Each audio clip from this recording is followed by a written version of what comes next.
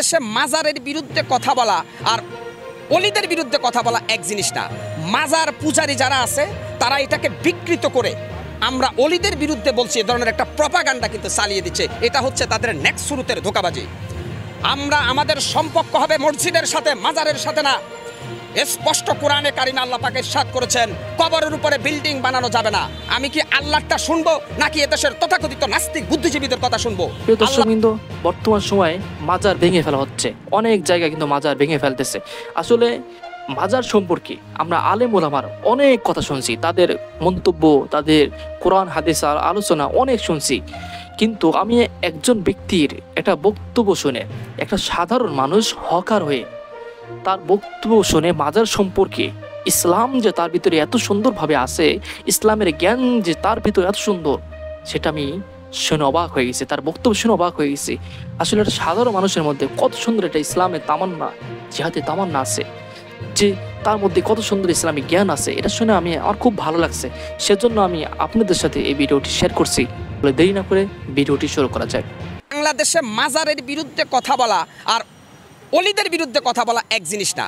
মাজার পূজারী যারা আছে তারা এটাকে বিকৃত করে আমরা অলিদের বিরুদ্ধে বলছি, এ ধরনের একটা প্রপাগান্ডা কিন্তু চালিয়ে দিচ্ছে। এটা হচ্ছে তাদের নেক্সট শুরুতের ধোঁকাবাজি। আমাদের সম্পর্ক হবে মসজিদের সাথে, মাজারের সাথে না। স্পষ্ট কোরআনে কারিমে আল্লাহ পাক ইরশাদ করেছেন, কবরের উপরে বিল্ডিং বানানো যাবে না। আমি কি আল্লাহটা শুনবো নাকি এদেশের তথাকথিত নাস্তিক বুদ্ধিজীবীদের কথা শুনবো? আল্লাহ বলছে, তুমি সত্যের বাণী যদি উচ্চারণ করতে পারো হিম্মত নিয়ে, তাহলে যদি গোটা পৃথিবী তোমার বিপক্ষে চলে যায়, তুমি সত্য থেকে এক চুলো সরবে না। আজকে আমি হকার সাইফুল বলল, যদি আমি রাষ্ট্রের কোনো দায়িত্বে আসতে পারতাম, আমি একদিন বেঁচে থাকতাম, বাংলাদেশের প্রত্যেকটা মাজারকে ভেঙে মাটির সাথে গুড়িয়ে দিতাম। এতে করে আমার জীবনে কি হবে আমি সেটা দেখব না।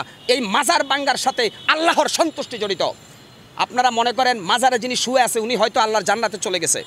হযরত শাহজালাল শাহপরানরা আমাদেরকে ইসলামের দ্বীনি শিক্ষা দিয়েছে। আমার তো মনে হয় যদি শাহজালালকে আল্লাহ আরেকবার ফিরে দিত, শাহজালাল সিলেটের খাদেমকে আগে জবাই করতো, যে বেটা বদমাইশ, আমি এসেছি এই জমিনের মধ্যে ইসলামকে কায়েম করার জন্য, আর তুই আমার পূজা করে আল্লাহর সাথে নাপারমানি করতেছিস। না, এটা শাহজালালের শিক্ষা হতে পারে না, এটা শাহপরানের শিক্ষা হতে পারে না। এটা হচ্ছে ধান্দাবাজ ব্যবসায়ী যারা আছে মাজার পূজারী, ওদের ধান্দা ওইটা। কি হয়েছে? আজকে আপনারা আইসা মানববন্ধন করতেছেন, কেন মাজার ভাঙতেছি? আরে মাজার ভাঙতেছি আল্লাহকে খুশি করার জন্য। আর আপনারা মাজারে গাঁজা টানেন কেন? আপনারা মাজারে সেলফি তুলে মেয়ে ছেলে একসাথে এভাবে অবৈধ কাজ করতেছেন কেন? গান বাজনা ঢোল বাদ্য বাউল শিল্পী যারা আছেন, কোরআনের কোনো রেফারেন্স আছে? আসেন, আমি হকার সাইফুল চ্যালেঞ্জ করি, কোথায় বসবেন? কোরআন থেকে প্রমাণ করে দিব গান বাজনা বাদ্য ঢোল হারাম, মাজার হারাম। আরে ভাই, বিশ্বনবীর কাছে যেখানে ছাওয়া নিষেধ, সেখানে আমরা দেখছি অনেকে মাজারা যায় সেজদা দিচ্ছে। ওই চট্টগ্রামে এক ভণ্ড আছে মাইজ ভান্ডারের ওখানে, দেখি মহিলারা তারা সেজদা দিচ্ছে। আপনি এভাবে গোটা ইসলামটাকে ধ্বংস করে দিবেন, আর আমরা ইসলামের পক্ষে কথা বলতে পারবো না। আপনি শয়তানের অনুসারী হয়ে হুঙ্কার ছাড়বেন, আর আমি রাসূলের সৈনিক হয়ে আপনার হুঙ্কারের প্রতিবাদ করতে পারবো না। মুসলমান কি এত দুর্বল? তবে আমি মনে করব হয়তো অনেক জায়গায় বেশি একটু ওভারটেকিং হচ্ছে। আগে আমাদের ইসলামকে ক্ষমতায় আনতে হবে, তারপরে মাজার না, শুধু কোনো ভণ্ড অলির দরবারও এই দেশে থাকবে না। দেওয়ানবাগি মতিঝিলের বিশ্ববিখ্যাত শয়তান ছিল, নির্বাজাল শয়তান দেওয়ানবাগি। সেই দেওয়ানবাগির মাজার ভাঙ্গার কারণে একদল এসে মানববন্ধন করে, লজ্জা প্রত্যেকটা মুসলমানের জন্য। এইভাবে বিভিন্ন দরবার শরীফে আমরা দেখি যে এখানে উরুসের নামে গান বাজনা হচ্ছে, যেটা ইসলাম পরিপন্থী, কোরআন পরিপন্থী। অতএব আমরা যেটা মনে করি, সৌদি আরবে যখন মানুষ হজ করতে যায়, বিশ্বনবীর কবর জিয়ারত করে, কবরকে পিছনে রেখে পাবে, অর্থাৎ বিশ্বনবীর কবরের কাছেও কিছু চাওয়া যায় না, সেখানে বাংলাদেশের অলিদের কাছে কিভাবে চাওয়া যায়। আর একটা রেফারেন্স দিব, জান্নাতুল বাকিতে বিশ্বনবীর অসংখ্য সাহাবা ইজমান শুয়ে রয়েছে, ওদের কবরের উপরে একটা পাথর। বাংলাদেশে এরকম বিল্ডিং উড়াচ্ছেন, কারণটা কি? ওরা কি বিশ্বনবীর সাহাবীদের চাইতে দামি? বিশ্বনবীর এতগুলো সাহাবা জান্নাতুল বাকির মধ্যে শুয়ে রয়েছে, ওদের কবরের মধ্যে একটা পাথর। যদি ইচ্ছা করতো ওদের কবরকে সোনা রূপা দিয়া মুজাইদ করে বানাইতে পারতো, কিন্তু আসলে আল্লাহ কোরআনে বলছে কবরের কোনো বুজুর্গি নাই, বুজুর্গি হচ্ছে আমলের। আল্লাহ পাক কোরআনে স্পষ্ট বলছে, মহাসমুদ্রের ভিতরে সাঁতার না জানা ব্যক্তি যেমন অসহায়, ঠিক কবরে যে ব্যক্তি শুয়ে গেছে সে যত বড় আল্লাহর ওলি হোক, সে তেমনই অসহায়। কেন? হাসরের ময়দান আল্লাহ কোরআনে স্পষ্ট বলছে, আমাদের নবী মুহাম্মদ সাল্লাল্লাহু আলাইহি সাল্লাম ছাড়া প্রত্যেকটা নবী বলবে ইয়া নাফসি ইয়া নাফসি। তাহলে এই ভণ্ডদেরকে ওদের বাবা বা অলিরা কিভাবে জান্নাতে নেবে? এই বেটা গাঁজাখোর, বেটা বদমাইশ, কোরআন নাই, হাদিস নাই, ফরকালের চিন্তা নাই, আইসাই কয় আমরা মাজারের ভক্ত। অলি, তোমরা মাজার ভক্ত, মাজার পূজারী, অলিদের ভক্ত না। তোমরা শাহজালাল, শাহপরান, আব্দুল কাদের জিলানের অনুসারী না, তোমরা শয়তানের অনুসারী। ৯৬% মুসলমানের দেশে প্রত্যেকটা মুসলমানের ইমানি দায়িত্ব মাজার পূজারীদেরকে শায়েস্তা করা। এত করে যদি আমরা মারা যাই, আমরা শহীদ আর ওরা আবু জেহেল। আজকে অত্যন্ত কষ্ট লাগে ভাই, অত্যন্ত দুঃখ লাগে। আজকে সোশ্যাল মিডিয়া থেকে শুরু করে এক ধরনের তেলবাজ সুশীল সমাজ বাইরেছে, মাজার ভাঙছে, আস্তাগফিরুল্লাহ আস্তাগফিরুল্লাহ। কেন মাজার ভাঙছে? আরে ভাই, কবরের উপরে বিল্ডিং ভাঙ্গার নির্দেশ দিচ্ছে রাব্বুল আলামিন আল্লাহ। আপনি কত বড় নাস্তিক বুদ্ধিজীবী, আপনি মাজার ভাঙতে নিষেধ করেন কেন? আমি বলছি না যে প্রত্যেকটা মুসলমানের ইমানি দায়িত্ব বাংলাদেশের প্রত্যেকটা মাজারকে ভেঙ্গে গুটি গুটি করে দেওয়া। এখানে উগ্রবাদের গন্ধ পাও, মৌলবাদের গন্ধ পাও, তাহলে আল্লাহর কোরআন নিয়ে বসো। এই মাজার পূজারীরা আসো, আমি বসবো তোমাদের সাথে। যদি কোরআনে জায়েজ দেখাইতে পারো মাজার, আজ থেকে আমিও কোনো মাজারের অনুসারী হব। অতএব তোমাদের এই ভণ্ডামি, তোমাদের এই ধান্দাবাজির বিরুদ্ধে কথা বলছিল বাংলাদেশের হাক্কানি আলেম ওলামা। তোমরা তাদেরকে আবু জেহেল বলছিলা। অর্থাৎ এজিদ যখন হাসান হুসাইনকে যখন এজিদের বাচ্চারা হত্যার ষড়যন্ত্র করে, তখন অনেক নামদারি আলেম ছিল, এরা জালেম। আজকে অত্যন্ত কষ্ট লাগে ভাই। আমি মনে করি, আল্লাহর কসম খাইয়া বলতে পারি, আমার ভাগ্য পরিবর্তনের মালিক একমাত্র আল্লাহ। কোনো পীর, কোনো বাবা, কোনো আউলি আমার ভাগ্যের ভালো বা মন্দ কোনোটাই করতে পারবে না। আমরা একটা পাকা চুলকে বাঁকা করতে পারবে না কোনো অলিমিয়া। আমরা অলিদেরকে সম্মান করি কেন? তারা আমাদের জন্য ইসলামের সংবিধানকে রেখে গেছে, এই জন্য আমরা অলিদের সম্মান করি। এখন মাজার বাংলা কি শাহজালালের ইতিহাস মুছা যাবে? শাহপরানের ইতিহাস মোছা যাবে? মাজারের সাথে শাহপরানের সম্পর্ক না, শাহপরান আর শাহজালালের সম্পর্ক আল্লাহর সাথে, আর মাজারের সাথে সম্পর্ক হচ্ছে খোদাদহী নাস্তিকদের। মিয়া, কেন আপনারা এখানে বারবার বলতেছেন অলিদের বিরুদ্ধে? শাহজালাল, শাহপরান, ৩৬০ জন যে অলি আসছে, প্রত্যেকের সম্পর্ক ছিল আল্লাহর সাথে। আর যারা মাজারের মধ্যে সেজদা দেয়, পূজা করে, এদের সম্পর্ক ইবলিস শয়তানের সাথে। এরা শয়তান, এরা বাটপার, এরা ধোঁকাবাজ। কি হচ্ছে? শেখ হাসিনা প্যাসিস্ট। হাসিনার আমলে হয়তো কেউ কথা বলতে পারে নাই, কারণ শেখ হাসিনা গোটা রাষ্ট্রটাকে জিম্মি করে রেখেছে। আজকে আমি মুসলমান, যেই দেশে মুয়াজ্জিনের আজান শুনে সূর্য উঠে, যেই দেশে মুয়াজ্জিনের আজান শুনে সূর্য ডুবে, সেই দেশে কোরআনের পক্ষে আমি কেন কথা বলতে পারবো না? মাজার পূজারীদের কোনো দলিল নাই, আর যারা মাজার পূজারীদের বিরুদ্ধে, তাদের দলিল আছে আল কোরআনের সংবিধান। সেই আল কোরআনের সংবিধান দিয়ে যদি বিচার করি, তাহলে মাজার পূজারীদেরকে আমরা প্রথমে সতর্ক করব, তারপরে তাদেরকে সুযোগ দেব, তারপরে তাদের বিরুদ্ধে অল আউট অ্যাকশনে যাব প্রত্যেকটা রাসূল প্রেমিক সৈনিকরা। আল্লাহ স্পষ্ট কোরআনে বলেছে যে খবরদার শিরক করো না, শিরক করবে না। আমার হায়াতের মালিক, আমার মৌতের মালিক, সব কিছুর মালিককে আল্লাহ।